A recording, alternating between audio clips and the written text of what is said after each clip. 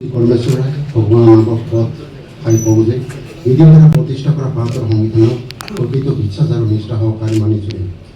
আৰু ভাৰতৰ সাৰ্বভৌমত্ব আৰু অখণ্ডতা ৰক্ষা কৰি মই পৰিষদৰ কাৰ্যবাহী সদস্য হিচাপে সংবিধান প্ৰদত্ত আইন অনুসৰি সকলো মানুহৰে ৰীতি নীতি অধিকাৰ কোনো ভয় বা পক্ষপাতিত্ব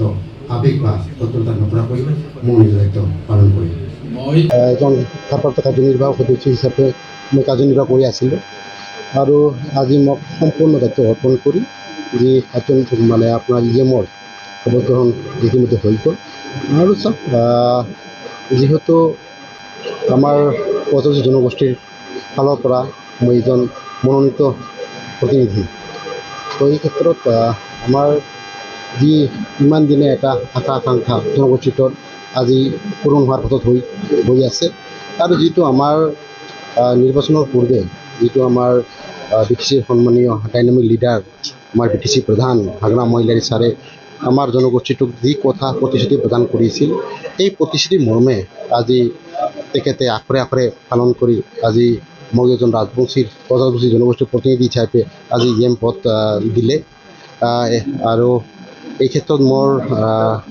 যি গধুৰ দায়িত্ব অৰ্পণ কৰিলে মোৰ সন্মানীয় আমাৰ যশস্বী অসমৰ মুখ্যমন্ত্ৰী ডক্টৰ হিমন্ত বিশ্ব ছাৰ, লগতে আমাৰ ডাইনামিক লিডাৰ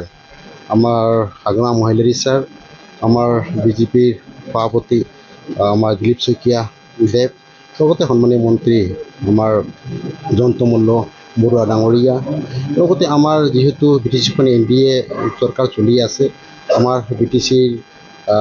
আমাৰ বিজেপি দলৰ সন্মানীয় কৰ্মকৰ্তাসকল, BPF দলৰ সন্মানীয় কৰ্মকৰ্তাসকলক মই মোৰ আন্তৰিকতাৰে বহুত ধন্যবাদ তথা কৃতজ্ঞতা জ্ঞাপন কৰিছোঁ। আৰু আগন্তুক দিনত যি আমাৰ বিটিচি প্ৰধান হাগ্ৰাম মহিলাৰী ছাৰৰ যি আমাৰ উদ্দেশ্য আমাৰ বিটিচিত বসবাস কৰা 26টা জনগোষ্ঠীৰ উন্নয়ন বিকাশ নীতিৰে যি কাম কৰি আছে আৰু এই নীতিৰ আধাৰতে মই এজন সৈনিক হিচাপে কাম কৰি যোৱাৰ আজি প্ৰতিজ্ঞাবদ্ধ হ'লোঁ আৰু আমাৰ যি